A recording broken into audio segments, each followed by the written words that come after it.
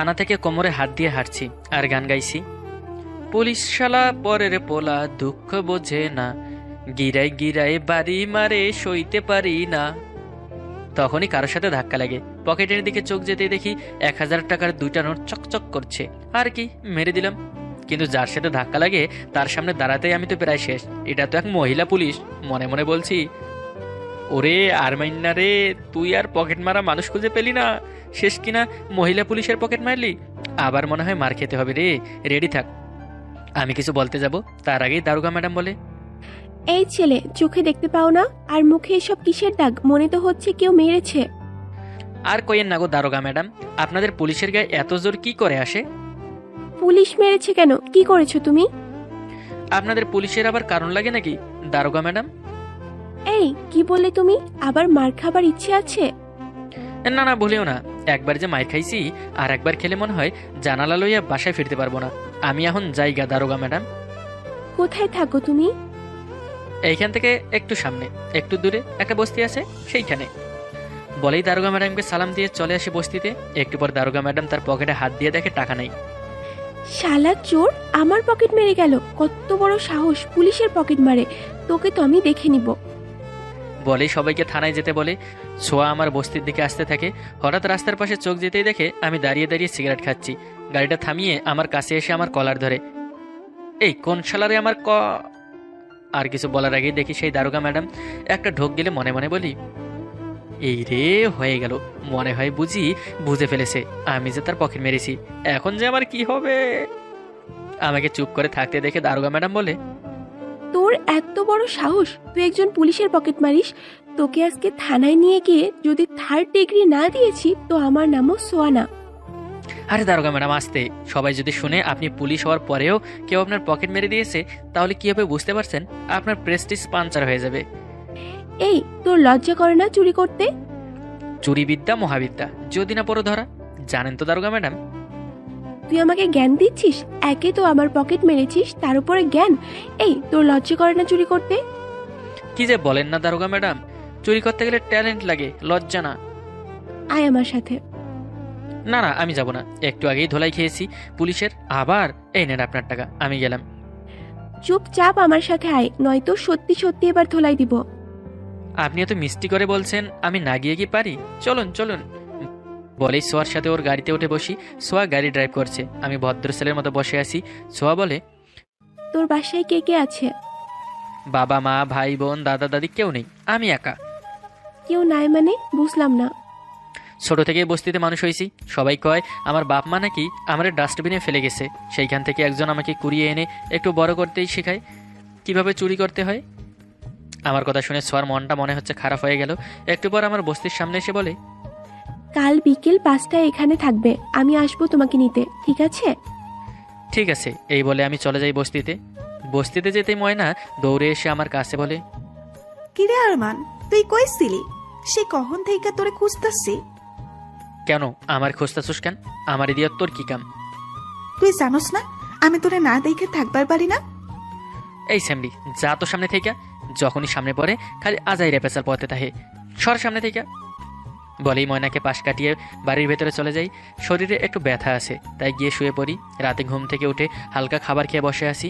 তখনই ময়না এসে দরজায় নক করে। আমি ভেতরে আসতে বললেই ময়না ভেতরে আসতে আসতে বলে, কিরে, খাবার খাইছস? হ্যাঁ খাইছি। তুই এইখানে কেন আইসোস এইটা ক? কেন, আমি কি তোর ঘরে আইতে পারি না? পারস, তই যখন তখন না। আমি ঘুমামু এখন, যা তো। তুই আমারে বুঝছস কেন আরমান? আমি সব বুঝি, কিন্তু দেখ, এটা কখনোই সম্ভব না। আমি তোরে কখনোই ভালোবাসতে পারুম না। কিন্তু কেন পারবি না ক আমারে? কেন জানি না তো, তয় আমি তোরে নিয়ে এইসব কখনো ভাবি না। এখন যা তো, ঘুমামু। ময়না মন খারাপ করে চলে যায়। আমি গিয়ে দরজা বন্ধ করে শুয়ে পড়ি। পরের দিন সকালে ঘুম থেকে উঠে ফ্রেশ হয়ে হালকা নাস্তা করে ঘর থেকে বের হতেই দেখি দারোগা ম্যাডাম আমার ঘরের সামনে দাঁড়াই আছে। আমি কাছে গিয়ে বললাম, আরে দারোগা ম্যাডাম, আপনি এই সময় এখানে কি মনে করে? কোনো ক্রিমিনালকে ফলো করতে করতে এখানে আছেন? না, আমি তোমার কাছে এসেছি। আমার কাছে? কিন্তু কেন? আমি তো আজ কিছুই করিনি। এসো, গাড়িতে ওঠো। আরে দারোগা ম্যাডাম, হঠাৎ গাড়িতে কেন? আমি তো কিছুই করিনি। অনেক বড় অপরাধ করে বলছো কিছুই করিনি? কি যে বলেন না আপনি, আমি যে এইমাত্র ঘুম থেকে উঠলাম, অপরাধ তো ছোট করারই সুযোগ পাইনি, আর আপনি বলছেন অনেক বড় অপরাধ। আমার রাতের ঘুম কেড়ে নিয়ে তুমি শান্তিতে ঘুমাচ্ছ, তাই না? আমি তোমার জন্য সারা রাত ঘুমোতে পারিনি, তুমি আমার ঘুম কেড়ে নিয়েছো, এটা কি কম বড় অপরাধ নয়? সোয়াকে চুপ করে থাকতে দেখে আমি আবার বলি, কি হলো দারোগা ম্যাডাম, চুপ করে আছেন কেন? এত কথা না বলে আমার সাথে আসো। বলেই আমার হাত ধরে গাড়ির দিকে যেতে থাকে। তখনই ময়না এসে বলে, পুলিশ সফা আর মানুষে কই লইয়া যান? ও কিছু করছে নাকি? তুমি কে? আমি ময়না, এই বস্তিতেই থাকি। ওরে কান ধরে লইয়া যাইতেছেন আপনি? সেই কথা আমার তোমাকে বলতে হবে নাকি? এই সেরি শর্ত সবসময় পাকনামি, এখন তোর লাইগা না আমার আরো বেশি করে মার খাইতে হয়। আমি কি করছি? আমি তো তোরে সারাইতে আইছি। তুই কি উকিল নাকি? দারোগা ম্যাডাম চলেন তো। এরপর সোয়া আমার হাত ধরে গাড়িতে নিয়ে বসায়। ময়না সেখানেই দাঁড়িয়ে আছে। গাড়ি স্টার্ট দিয়ে ড্রাইভ করতে করতে সোয়া বলে, কে এই মেয়ে? তোমার গার্লফ্রেন্ড নাকি? আরে না, আমার গার্লফ্রেন্ড হবে কেন, কোনো কাজ নাই তাই সারাদিন আমার পিছে লেগে থাকে আটার মতো। তোমায় ভালোবাসে মনে হয়, তাই এমন করে। কি জানি, বলতে পারবো না। তুমি ওকে ভালোবাসো? আমার তো আর কোনো কাজ নেই, আমি ওকে ভালোবাসতে যাব। আচ্ছা ওসব বাদ দেন, আমাকে এখন কোথায় নিয়ে যাচ্ছেন? প্রথমে রেস্টুরেন্টে যাব, এরপর তোমায় নিয়ে ঘুরবো। আমাকে নিয়ে ঘুরবেন মানে কি? কি বলেন এসব? আর আপনার ক্ষুধা রাখছে, আপনি খান, আমাকে কেন নিয়ে যাবেন? এই, এত কথা বলো কেন তুমি? একটু চুপ করে বসতে পারো না? আমি চুপচাপ বসে আছি। একটু পর একটা বিশাল বাড়ির সামনে এসে গাড়ি থামায়। আমি বলি, আপনি তো বললেন রেস্টুরেন্টে যাবেন, কিন্তু এটা তো কারো বাড়ি বলে মনে হচ্ছে। এটা আমার আব্বুর বাসা, তুমি একটু বসো, আমি আসছি। বলেই বাসার ভেতরে চলে যায়। আমি কিছু সময় বসে থাকি। একটু পর দেখি একটা লোক মোবাইলে কথা বলতে বলতে আসছে। আমারও হাতটা চুলকাচ্ছে, তাই গাড়ি থেকে নেমে লোকটার কাছে গিয়ে যখন পকেটে হাত দিতে যাব, পেছন থেকে কেউ আমার হাত টেনে ধরে। পিছনে তাকিয়ে আমি হা করে তাকিয়ে আসি। সোয়া একটা শাড়ি পরে এসেছে, কালো রঙের।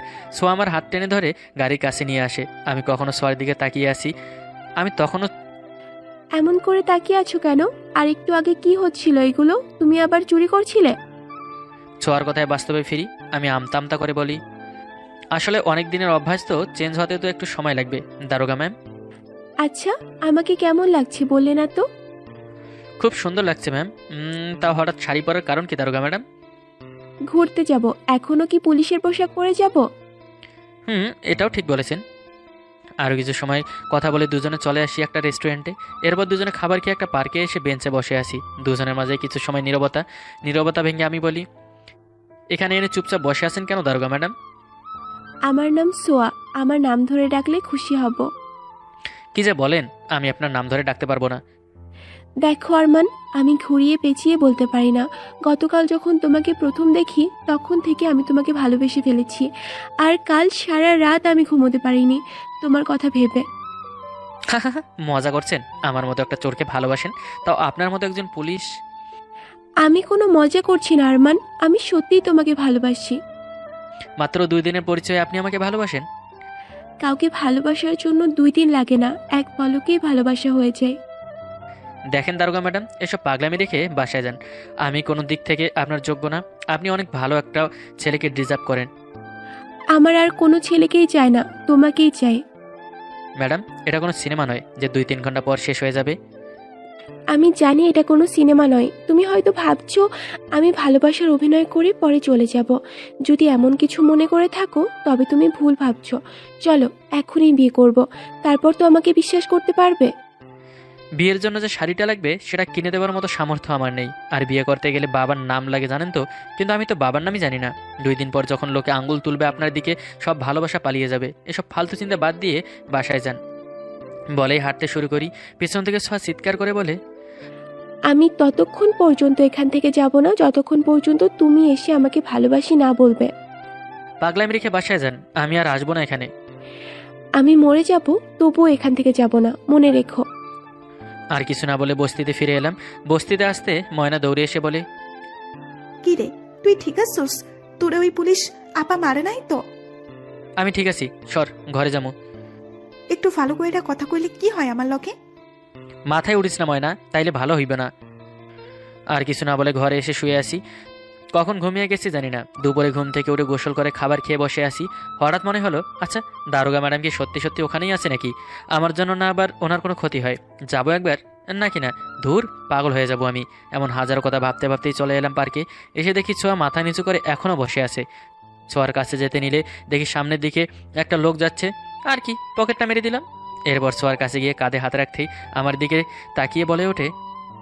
লোকটার পকেট মারলে কেন? আমি অবাক হয়ে বললাম, আপনি দেখলেন কি করে? আপনি তো মাথা নিচু করেছিলেন। আচ্ছা, এসব বাদ দাও। আমি জানতাম তুমি আসবে। এবার তো বলে দাও। কি বলে দিব? এই যে তুমি আমাকে ভালোবাসো। এটা হয় না, আপনার বাবা মা কেউ মানবে না, পরে দুজনেই কষ্ট পাবো। কে কি মানলো আমার তা দেখার প্রয়োজন নেই। শুধু তুমি হলেই আমার কিছু লাগবে না। এই, আপনি ছেলেদের মতো জোর করছেন কেন? লজ্জা করে না এমন করে ভালোবাসি বলতে? নিজের ভালোবাসার মানুষকেই তো বলছি, এখানে লজ্জা কিসের? শেষে কিনা চোর পুলিশের প্রেম। কি করব, এই চোরটার ওপর যে ক্রাশ খেয়েছি। এবার বলো ভালোবাসি। সব কথা বলতে হয় না, বুঝে নিতে হয়। সব কথা না বলতে হলেও এটা বলতে হয়, বুঝলে? আচ্ছা ঠিক আছে, ভালোবাসি তোমাকে। সোয়া এসে আমাকে জড়িয়ে ধরে। আহা, কি অপূর্ব অনুভূতি। আমিও সোয়াকে শক্ত করে জড়িয়ে ধরি। আরও কিছু সময় এভাবে থেকেই দুজনে পার্ক থেকে বের হচ্ছি। আবার সামনে একটা লোক হাত ঝুলাচ্ছে, তাই পকেটটা মেরে দিলাম। আবার এই, তুমি এখন পুলিশ অফিসারের বয়ফ্রেন্ড, এগুলো ছাড়ো। আর এমন নিখুঁতভাবে কিভাবে চুরি করো বলো তো? একটুও বুঝতে পারে না কেউ। ও, আমি দারোগা ম্যাডামের বয়ফ্রেন্ড, এখন তো এগুলো ছাড়তে হবে। ওকে, ছেড়ে দিলাম আজ থেকে, হয়েছে? এই তো আমার লক্ষ্মী বরটা, চলো, খুব ক্ষুধা লেগেছে, কিছু খাবো। বলেই পার্ক থেকে বের হয়ে গাড়ি নিয়ে রেস্টুরেন্টে চলে আসি। রেস্টুরেন্টে ঢুকতে গেলে আমি দেখি একটা লোকের মানিব্যাগ বের হয়ে আসে। হাতটাকে ধরে মনে মনে বলি, আরমান, কন্ট্রোল কন্ট্রোল। একটু আগে সোকে কথা দিয়েছিস এসব আর করবি না, সো কন্ট্রোল ইউর সেলফ। সোয়ার দিকে তাকিয়ে দেখি ও মিটমিট করে হাঁটছে। কি হলো, এমন করে হাঁটছো কেন? একটা গানের কথা মনে পড়ে গেল। কি গান শুনি? পুলিশ চোরের প্রেমে পড়েছে, ও দারোগা পুলিশ চোরের প্রেমে পড়েছে। দুজনে একসাথে হেসে উঠি। এরপর রেস্টুরেন্টের ভেতরে গিয়ে খাবার খেয়ে বাসায় চলে যাই। এভাবেই আমাদের ভালোবাসা চলছে। দেখা করা, রাতভর কথা বলা, খুব ভালোই চলছে আমাদের সম্পর্কটা। একদিন বিকেলে ঘর থেকে বের হতেই ময়না এসে জড়িয়ে ধরে। আরে কি করছিস আমাকে? ছাড় আমাকে। না, ছাড়বো না। তুই শুধু আমার। আজকাল ওই পুলিশ আপার লগে খুব মেলামেশা করতেছস কেন তুই? ওই, তার কৈফিয়ত কি তোরে দিতে হইব? ছাড় আমারই কইতেছি। বলেই সামনে তাকিয়ে দেখি সোয়া দাঁড়িয়ে আছে, চোখ দুটো অশ্রু সজল হয়ে আছে, কান্না করতে করতে চলে যায়। আমি ময়নাকে সারিয়ে এক দৌড়ে সোয়ার কাছে এসে বলি, তুমি যা ভাবছো তেমন কিছুই না সোয়া। ওই ময়না আমার পিছনে পড়ে আছে। আমি তোমাকে স্যার আর কাউকে ভালোবাসি না, বিশ্বাস করো।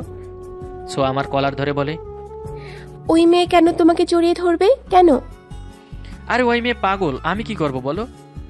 তোমাকে আর এখানে থাকতে হবে না। আমি আমার বাসায় সব বলে দিয়েছি, ওদের কোনো আপত্তি নেই। আর আমি তোমাকে এখনই বিয়ে করব, চলো। আজই বিয়ে? এই, আমার না ভয় করছে। আমি আছি তো বাপু, কোনো ভয় নেই, চলো বিয়ে করে বিড়াল মারবো। দুজনে হাসতে হাসতে গাড়িতে গিয়ে বসি। ময়না এতক্ষণ আড়ালে দাঁড়িয়ে সব শুনছিল আর কান্না করছিল। কান্না করতে করতে বাড়ি ফিরে যায়। আমি আর ছোঁয়া কাজী অফিসে গিয়ে বিয়েটা সম্পন্ন করি। এরপর ছোঁয়ার বাসায় এসে ওর বাবা মার পাশ হয়ে সালাম করে ছোঁয়ার রুমে চলে যাই। দুজনের রুমে বসে আছি। আমি বলি, আমি কিন্তু ঘর জামাই থাকতে পারবো না। সেটা করতে হবে না, আমি তোমার চাকরির ব্যবস্থা করে দিয়েছি পুলিশ ডিপার্টমেন্টে। এরপর দুজনে একটা বাসা ভাড়া করে চলে যাব সেখানে। এত কিছু করা হয়ে গেছে? সত্যি তুমি আমার জীবনে এসে আমার জীবনটা পাল্টে দিয়েছো। আমি যা করেছি নিজের জন্য করেছি, নিজের ভালোবাসার জন্য করেছি, বুঝলে? বুঝেছি। এই চলো না বিড়াল মারি। ছোঁয়া আমার কথায় লজ্জা পেয়ে আমার বুকে মুখ লুকায়। এরপর ধীরে ধীরে দুজনে বিড়াল মারতে থাকি। এই যে এমন করে তাকিয়ে থাকলে লজ্জা করে তো। এবার চোখ বন্ধ করুন তো। Tata, bye bye.